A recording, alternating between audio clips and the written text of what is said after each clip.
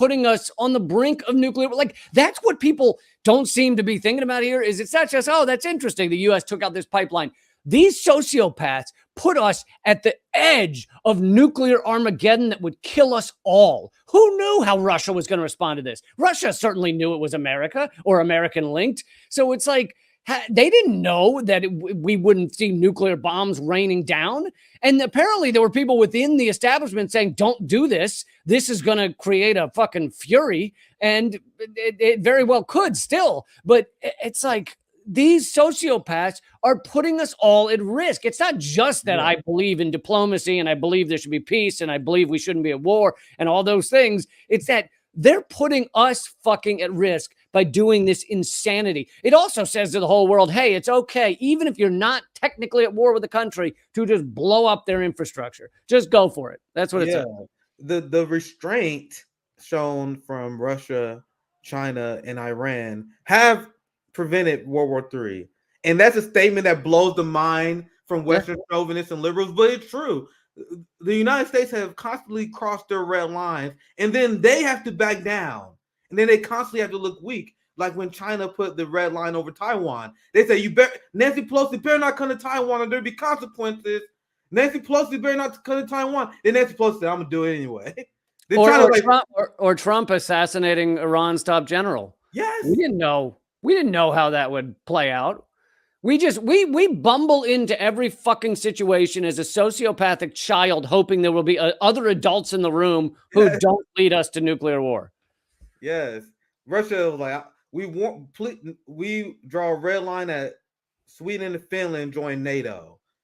The nuclear option on the table if Finland and Sweden join NATO. Then the United States and the West was like, you know what? Finland, Sweden, you want to join NATO? And Russia was like, God damn it. All right, I guess we allow that now.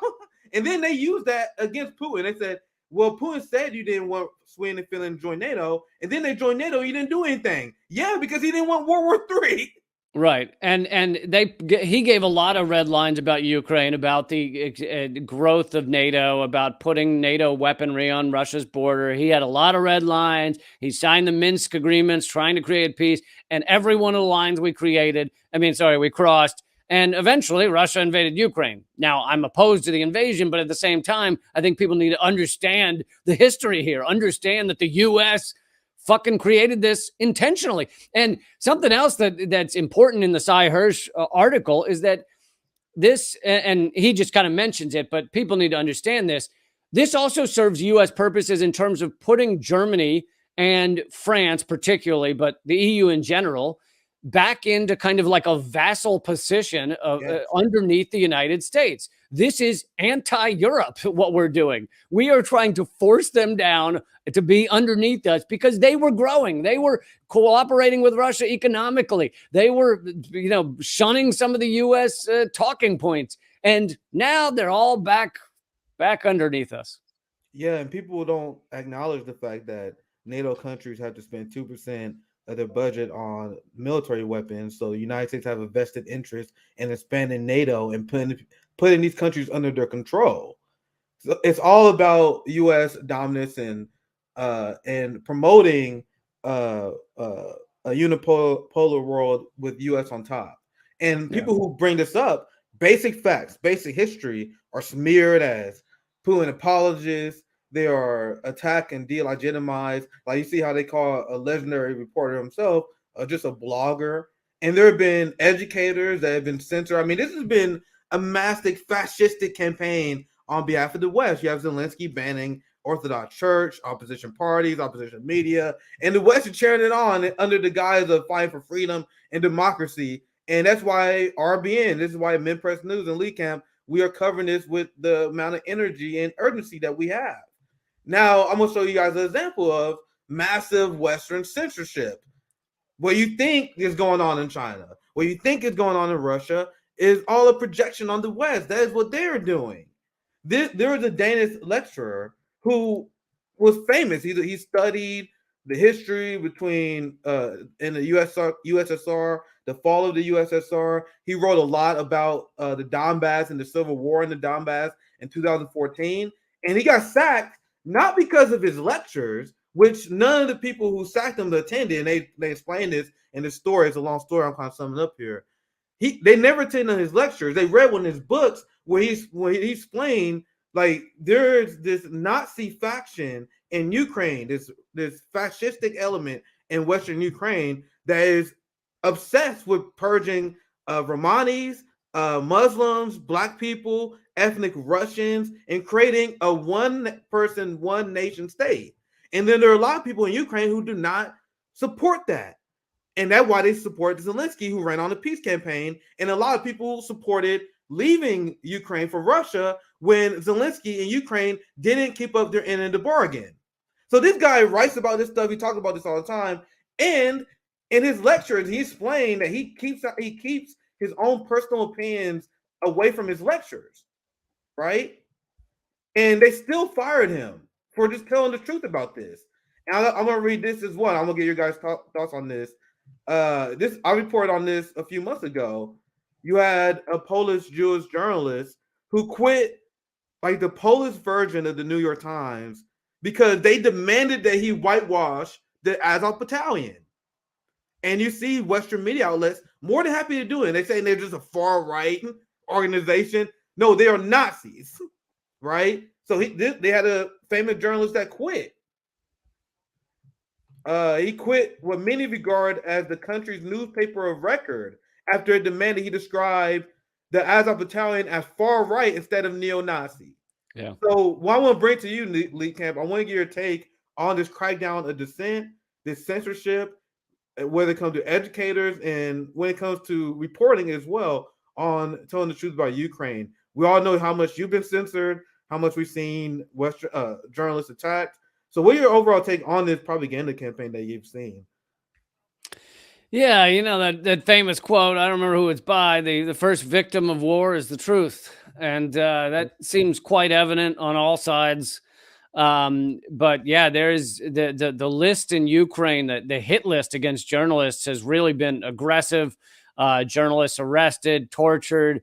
You know, an American that I'm friends with, Wyatt Reed, who was over there, he was added to that hit list as speaking basically the truth about Ukraine, but they don't view it as the truth, or they know it's truth that they don't want out there. And he went to Ukraine, went to the Donbass region, and within an hour of his arrival, the hotel he was staying at, which is known for housing journalists, it was shelled, and he was nearly hit by it and nearly killed. And you know, was it a coincidence that this hotel gets shelled within an hour of his arrival? Who knows? But he certainly was on a hit list, and you know they've put others on that hit list. Anyone who has some notoriety that's speaking the truth about Ukraine. Lula's on the hit list, I believe. Lula is? Yeah, I didn't know that. I know Roger Waters is. Yeah, I heard Claire Daly say so. It's wow. They put literally influential politicians on the hit list for just telling the truth. I know Rand Paul was for a time, if he still is. Yeah. Later, we're gonna cover how Lula he went to the White House, and now we're gonna cover this later in the stream. And he said, "We not taking sides here," just like he told the Germany chancellor, "No, we're not taking sides." But anyway, sorry. Go ahead, Lee. I'll let you finish your thoughts on the insanity of this propaganda. Well, the U.S. has endorsed this, which you know is yet again the U.S. endorsing, even if they didn't create the hit list, they're endorsing the persecution and attacks on journalists.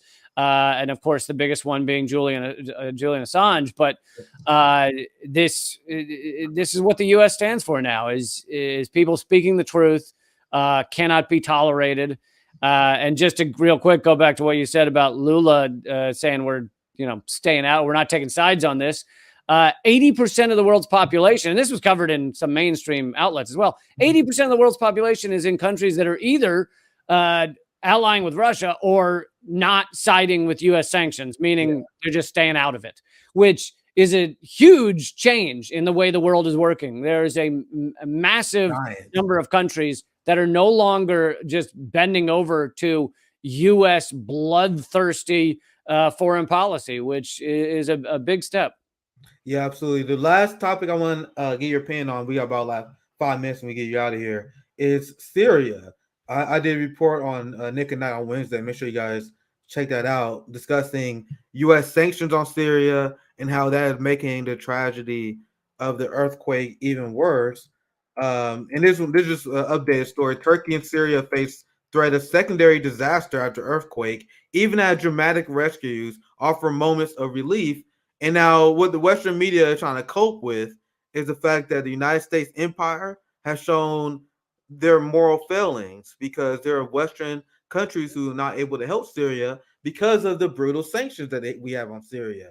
We talk about respecting country sovereignty when it comes to Ukraine, but we occupy 1/3 of Syria, stealing their oil, burning their wheat. Now we're sanctioning them, which is making this humanitarian crisis even worse. And guess who's stepping up to the plate? You have China, Russia, the DPRK, our so-called enemies that are stepping up and helping Syria the best that they can. And I want to get your thoughts on this. And the topic overall is the brutality of U.S. sanctions, if you want to speak on that. But I want to read this headline that I saw earlier today. And this is how the United States media is spinning their inhumanity.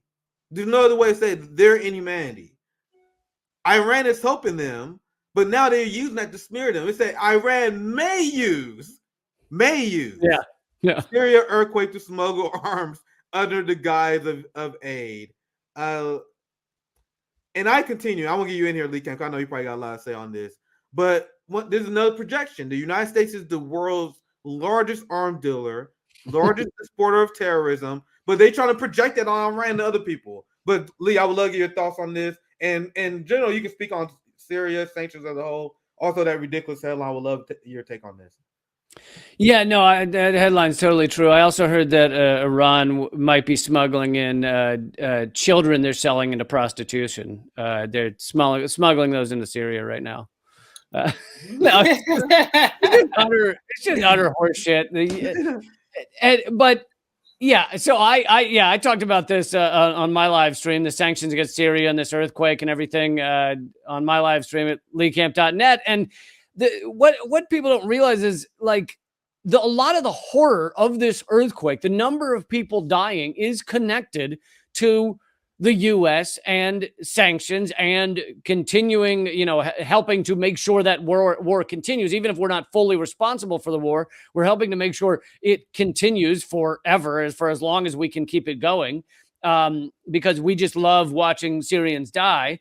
And, sanctions the word sanctions in and of itself is a fucking euphemism. It's economic war, and people die, and sometimes more people die from our economic wars than from our bombs. In Afghanistan right now, you have more people dying from our economic war on them than you had a year ago from our bombs dropping. So to act like sanctions are a nice, friendly thing, and then on top of that, it's like, who dies from sanctions? It's the poor, it's the ill, it's elderly, it's babies. We are killing babies and high-fiving that our sanctions are having a good impact. That's why when they say targeted sanctions, I'm like, what are you talking about? Yeah, it's similar to smart bombs, Oh, well, it goes in the billing and it just hits the one guy you want to hit. No, it's bullshit with the targeted sanctions. And of course, in an earthquake, not only is part of it that the infrastructure is crap in Syria, the UN rapporteur came back and said 90% of Syrians live underneath the poverty level.